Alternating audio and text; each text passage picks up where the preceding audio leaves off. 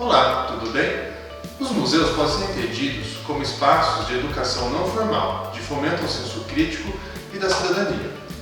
Eles possibilitam o aprendizado para alunos além do muro das escolas, proporcionando, entre outras vivências e experimentações, a crianças, jovens e professores. Em razão da pandemia de Covid-19, neste momento, o Museu de Energia de Itu está impossibilitado de receber público escolar e espontâneo. Dessa maneira, foi preciso estruturar novas formas de diálogo e interação com nossos públicos. Assim, durante esse ano, nosso setor educativo desenvolverá uma série de conteúdos virtuais sobre algumas temáticas abordadas no museu. Para começar, falaremos sobre o cotidiano do século XIX no Brasil. Mais especificamente, vamos falar do interior paulista. A ideia é refletir sobre o uso e ocupação que o sobrado que hoje abriga o Museu de Energia de Itu teve no passado. Também vamos abordar o tema da arqueologia. Vamos lá?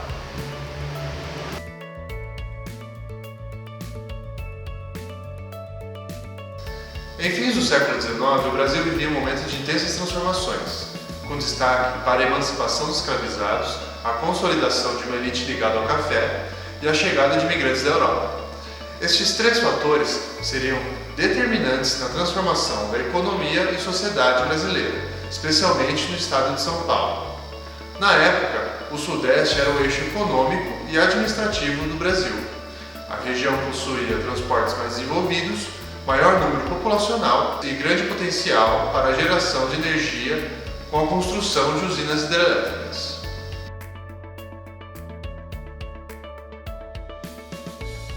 Nos primeiros anos do século XIX, a cidade de Itu viu o florescimento da economia açucareira. Muitos dos ituanos se lançaram em grandes expedições em busca do ouro no século XVIII e voltavam à cidade para investir na plantação de cana-de-açúcar. O poder do açúcar materializou-se nas construções imponentes, das fazendas aos sobrados urbanos, construídos a partir da força de trabalho de pessoas escravizadas. Na primeira metade do século XIX, quando a economia do açúcar começou a entrar em declínio, o café ganhou espaço no cenário agrícola. Neste momento, também ocorre a entrada dos ingleses na economia brasileira, com capital focado na criação de fábricas. Em busca do que se entendia como progresso, barões do café e industriais investiam na construção de malhas ferroviárias para o escoamento da produção agrícola e na implantação da energia elétrica, visando o conforto de suas famílias.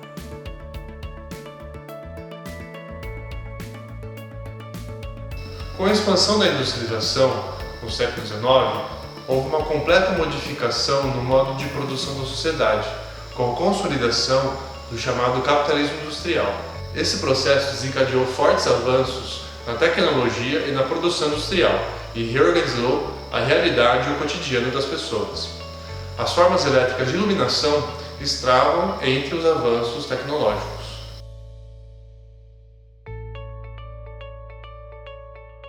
O modelo da arquitetura urbana na época colonial ficou marcado pela implantação de grandes sobrados de taipa de pilão nas vilas e cidades. Eles demonstravam todo o poder político e econômico que a classe dominante ligada aos engenhos de açúcar possuía.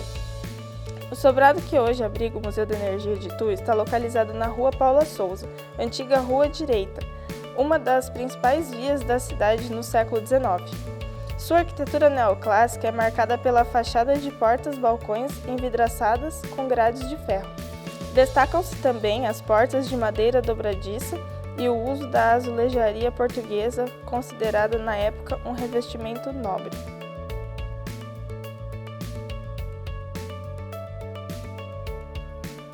A taipa de pilão é uma técnica construtiva característica da arquitetura paulista. Para esse tipo de construção é utilizado o taipau, uma forma de madeira que define as dimensões das paredes e aonde a terra é preparada. Inicialmente são abertas valas ao longo dos eixos das paredes a serem erguidas, e a terra é comprimida. A partir desse ponto são utilizados os taipais, e a terra é socada até ser reduzida a 2/3 da quantidade inicial. Nessa etapa, são colocados pequenos paus roliços que permitem ancorar o taipau para a construção de um novo bloco. Ou seja, essa técnica é constituída a partir de várias camadas superpostas. A técnica empregada na construção das paredes divisórias da casa, o pau a pique, é diferente. Ela é constituída por estruturas de paus verticais e horizontais amarrados com cipó, formando um painel perfurado. Os vãos são preenchidos com barro, que pode receber um pouco de capim ou crina animal. Para o preenchimento da estrutura, o barro era atirado ao mesmo tempo por 2 pessoas, uma de cada lado da parede.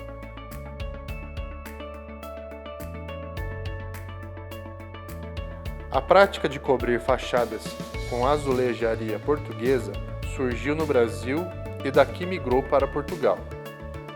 Os azulejos, chamados padrão, apresentavam motivo decorativo, geométrico ou vegetal. Normalmente eram brancos e azuis, que se repetiam um ao lado do outro sobre a mesma parede. As fachadas eram revestidas com azulejos para proteger a parede contra a ação das chuvas e evitar a sujeira e a degradação.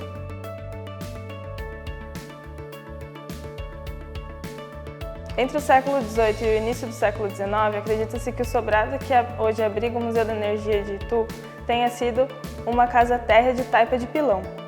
O segundo pavimento só teria sido concluído em 1848, quando se tornou residência de Dona Inácia Joaquina Correia Pacheco, em razão do seu segundo casamento. Nascida em 1819, Dona Inácia foi filha do tenente Elias Antônio Pacheco da Silva, importante senhor de engenho da região, e Dona Fausta Rodrigues Jordão, detentora do maior número de pessoas escravizadas em Itu. Dona Fausta faleceu em 1825 e Tenente Elias em 1835. Com isso, Dona Inácia recebeu em testamento uma herança que abrangia não apenas uma parte em imóveis da família, objetos e joias, mas também em pessoas escravizadas.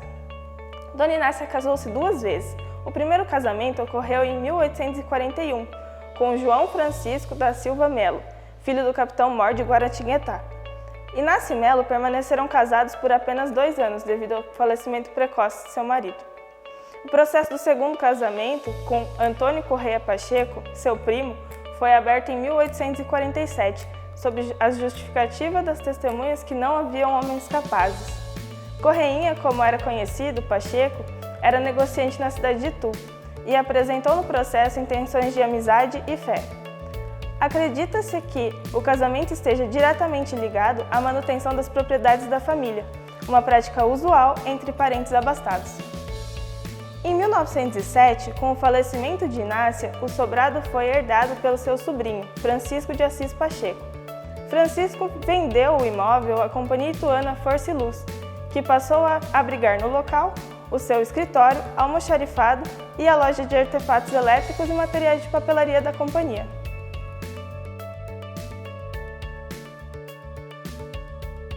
No século XIX, era comum que sobrados e residências da elite agrária, como era o caso da família da Dona Inácia, contassem com salões amplos em seu interior. Eles evidenciavam as formas de sociabilidade que estavam em vigor. Os salões eram espaços para festas e saraus da família, contando também com corredores para facilitar a circulação interna. O salão era um espaço predominantemente masculino. As mulheres ficavam restritas às alcovas ou às salas no interior da casa, exercendo tarefas domésticas. Nas salas, podiam permanecer apenas acompanhadas dos maridos, fruto da forte cultura patriarcal.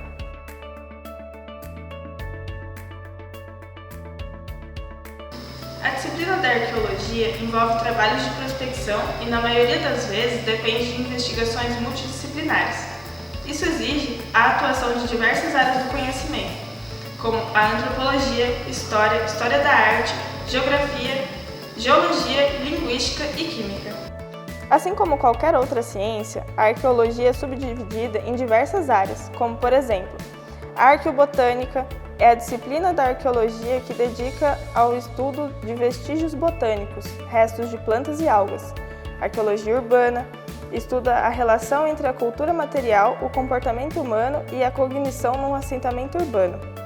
A arqueologia da paisagem estuda a percepção de grupos sobre uma paisagem socialmente construída dentro de sua mente, atribuindo-lhe significado. A arqueologia busca explicar por que mudanças ocorrem nas sociedades humanas, através do estudo do registro arqueológico, incluindo sítios, artefatos, restos de alimentos e entre outras coisas. O que chamamos de vestígios arqueológicos são os objetos materiais identificados em sítios arqueológicos. Um sítio arqueológico é, basicamente, um lugar onde houve uma ocupação humana no passado. A investigação arqueológica iniciou-se com as análises de hominídeos pré-históricos e de grandes feitos realizados por povos egípcios. Na atualidade, são cada vez mais comuns disciplinas e conhecimentos transversais, como o estudo da arqueologia industrial, de cozinha e comportamento. A arqueologia nos permite compreender as mudanças, diferenças e similaridades entre os seres humanos, sejam elas biológicas ou culturais, de diferentes períodos e lugares do mundo. Artefatos feitos de pedra e cerâmica são alguns dos itens arqueológicos mais encontrados em sítios antigos, assim como representações rupestres e restos esqueletais, sejam de humanos ou animais. Através dos estudos sobre os artefatos, passamos a entender como se desenvolvem as tecnologias e descobrimos aspectos culturais com os quais podemos ainda hoje aprender e levar como exemplo. Quer saber mais sobre arqueologia? Aqui vão algumas dicas de livros. Arqueologia, de Pedro Paulo Funari, Uma Breve História da Arqueologia, de Brian Fagan, Arqueologia Brasileira, de André Proust, Descobrindo a Arqueologia, O que os mortos podem nos contar sobre a vida, de Luiz Peso Lanfranco.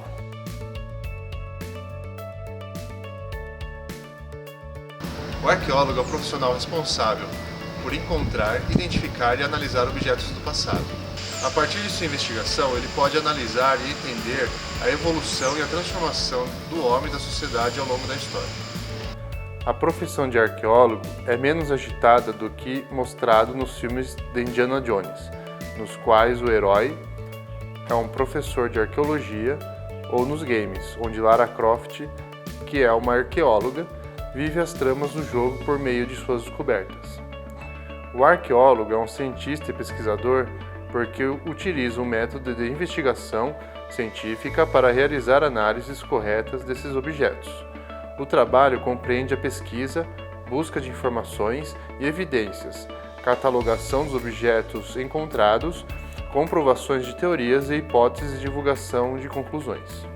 O trabalho do arqueólogo é realizado em equipe, pois ele precisa do conhecimento vindo de outros profissionais, como antropólogos, historiadores, paleontólogos, químicos, os biólogos e matemáticos.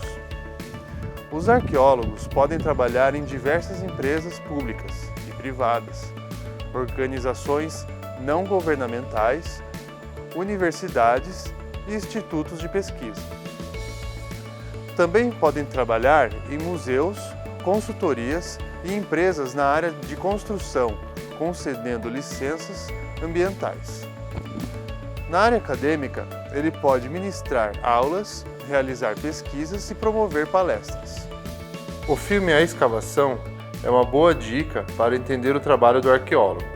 Ele conta a história de um arqueólogo que embarca em uma escavação historicamente importante na Inglaterra, em 1938, onde um grupo descobre uma câmara mortuária de navio enterrada. Baseado em fatos reais, hoje o acervo encontrado nessa escavação encontra-se no Museu Britânico.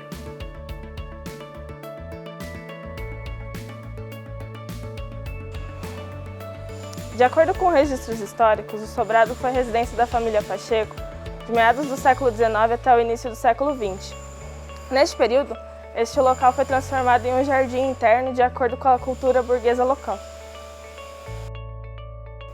Este jardim era constituído por um piso irregular de tijolos, canaletas para condução e coleta de águas pluviais, canteiros feitos com placas de varvito e reservatório de água que serviu como fonte ou tanque para peixes, construído em alvenaria e revestimento de azulejos, iguais aos da fachada do sobrado. O jardim demonstra a preocupação da burguesia ituana em ordenar o espaço interno a fim de destiná-lo ao convívio familiar. Quando o sobrado foi adquirido pela Companhia Ituana de Força e Luz, ele perdeu suas características de residência urbana e assumiu novas funções, escritório e moradia do administrador da empresa de energia. Assim, a área do quintal, ao longo do tempo, foi sendo dividida por muros de tijolos. Ganhou canteiros cimentados, gramado, arbustos ornamentais, como a primavera e os buchinhos, pé de chuchu e caneleta de condução de águas pluviais. Enfim, se tornou uma área de lazer e convívio do administrador e sua família. A família Bombana foi uma das que moraram no sobrado enquanto Vitório Bombana foi gerente da Light, empresa que assumiu os serviços da Companhia Ituana na cidade a partir dos anos 1920. Em 1999, durante a execução do projeto de implantação do Museu da Energia de Itu, foram realizadas prospecções arqueológicas no quintal do sobrado. Por meio das escavações e de vestígios arqueológicos, as prospecções revelaram o cotidiano dos moradores e traços do antigo Jardim do Sobrado. Há já muitos anos, quando a equipe da Fundação estava realizando todo o restauro primoroso do casarão, da Rua Paula Souza, surgiu na discussão de equipe uma pergunta: mas o que nós vamos poder mostrar do cotidiano da casa, das pessoas que aqui moraram? E eu disse: é muito simples, vamos trabalhar no quintal da casa. É importante a gente lembrar que essa coisa de coleta de lixo organizada, com carros de lixeiros, com destinação em aterros sanitários, é uma coisa muito recente na história das cidades, Então, até muito bem recentemente, muitas cidades ainda hoje não têm, o lixo que era o lixo resultante das atividades do dia a dia de uma família, dos moradores de uma determinada casa, de um convento, enfim, de qualquer outro órgão de funcionamento aí do período colonial, via de regra ele era lançado no fundo do quintal, no fundo do terreno, Obviamente aquelas coisas que cheiram iam para mais longe, mas caquinho do vidro que quebrou, da louça que quebrou, do que comeu, do pote que era usado para cozinhar, isso acaba ficando registrado. E dito e feito, a gente vai para o quintal do Museu da Energia e começa a escavar e vai se aprofundando, porque antes daquele sobrado de 2 andares existia uma casa mais antiga, da época da fundação, e a gente foi descobrindo no chão do quintal da casa as diversas camadas das épocas que esses grupos viveram naquela habitação. E fomos recuando tanto no tempo, até chegar num momento onde a gente tem potes feitos pelos colonos que estavam chegando da Europa, os primeiros paulistas, mas a gente tem potes feitos à moda indígena, que mostra como é que era essa sociedade no começo da formação de Itu, Então o trabalho no quintal do museu foi muito bacana. Parte disso pode ser visto naquela tanque d'água, nas divisórias que aparecem, porque abaixo do jardinzinho que a gente encontrou estava guardada essa enormidade de história de muitos tempos desse local.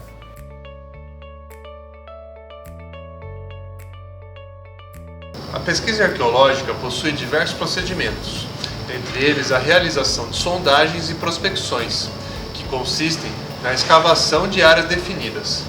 A partir daí, identificam-se as camadas e os materiais arqueológicos existentes em cada uma delas.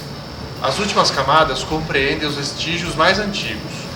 O trabalho arqueológico realizado no Museu da Energia de Itu foi feito através de prospecções. Camada superficial apresentava restos de tijolos, concreto e vidros. Nesta camada, os materiais não foram coletados. Camada 1. Esse era um dos níveis de descarte do lixo da casa no fim do século XIX. Foi encontrada grande quantia de material arqueológico, desde rocha de varvito até ossos, porcelana, faiança, cerâmica e metais, como uma moeda datada de 1889. Camada 2 e 3. Regularização do terreno para em seguida servir como habitação. Camada 4. Nesta etapa, encontrou-se uma grande quantidade de lixo doméstico. Basicamente, restos de cozinha, eles se reúnem desde cinzas e carvão, até ossos e utensílios cerâmicos, como panelas, frigideiras e potes. Camadas 5 e 6. Mostra a existência de um piso feito de terra batida, que estaria presente na transição do século XIX. Camada 7. Constituía um possível aterro. O material arqueológico encontrado foram telhas, cerâmicas, alguns fragmentos de faianças e ossos. Camada 8.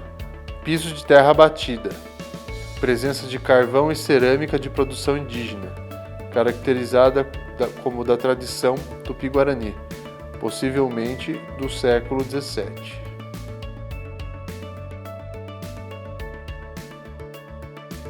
Antes da implantação do sistema de coleta de lixo, até o século XIX, os resíduos eram descartados nos quintais das residências. Este lixo do passado nos serve de testemunho do comportamento alimentar e dos hábitos dos antigos moradores. Nele, encontramos artefatos cerâmicos, utensílios domésticos, fragmentos ósseos bovinos e suínos e de vidro. O padrão de separação e descarte do lixo, o tipo de consumo de carne e os talheres e moedas, louças e cerâmicas apresentam aspectos da sociedade ituana do século XIX. Dessa forma, o sítio arqueológico do Museu da Energia de Itu se caracteriza como um sítio histórico, onde o passado nos mostra o comportamento à mesa e a caracterização da vida doméstica dessa época. A pesquisa realizada neste jardim se concentra em duas áreas da arqueologia, sendo uma a arqueologia doméstica, que mostra o comportamento de uma sociedade, registrando o padrão de vida de determinada região ou família. Revela hábitos e práticas alimentares, o lixo doméstico e o comportamento social diferenciado.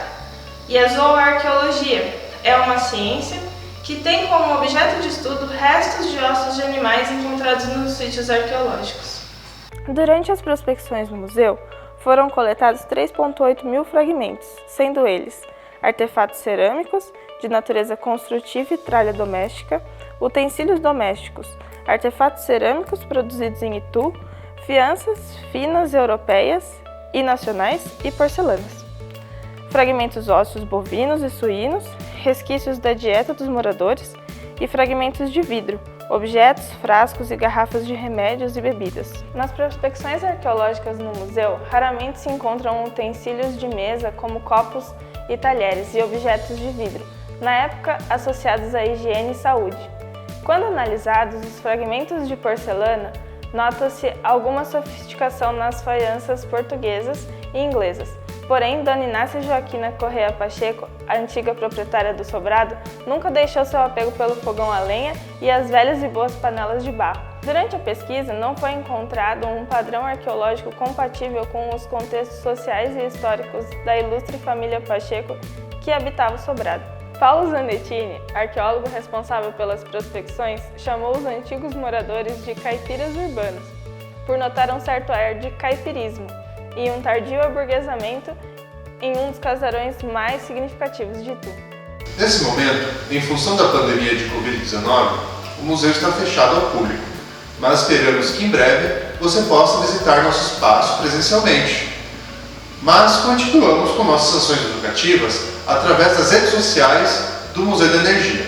Estamos no Instagram, no Facebook e YouTube. Obrigado por estarem conosco e até uma próxima!